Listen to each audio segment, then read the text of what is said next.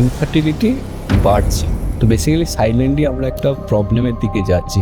Over 2 to 3 generations, the population will dwindle. অনেকটা চায়নার মতন জায়গা চলে যাবে, যেখানে ওল্ড পপুলেশন অনেক বেশি হয়ে গেছে, ইয়াং কাজ করার লোক কম পাওয়া যাচ্ছে। কোন বয়সে বাচ্চা নেওয়া উচিত? সেটা করা সম্ভব বলা সম্ভব নয়। The man is built in a different way, the women is built in a different way.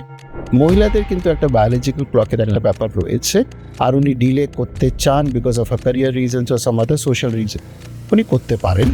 একটা ব্লাড টেস্ট হয় অ্যান্ড স্পাম কোয়ালিটি যদি খারাপ হচ্ছে, ডোনারের একটা ইনভলভমেন্ট থাকছে। জিরো স্পামওয়ালা পুরুষদেরও ওষুধ ইনজেকশনে চিকিৎসা করে টেস্টিস থেকে সরাসরি শুক্রাণু বার করে বাচ্চা করানো সম্ভব। তো স্পাম ডোনেশন সেই অর্থে বেশ অনেকটাই রেয়ার।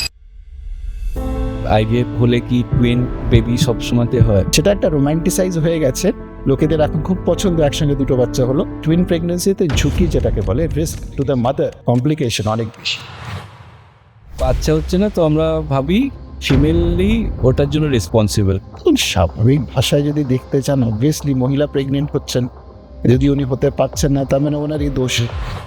মেল কতটা এখানে রেসপন্সিবল? তো পুরুষের দু রকমের দোষ।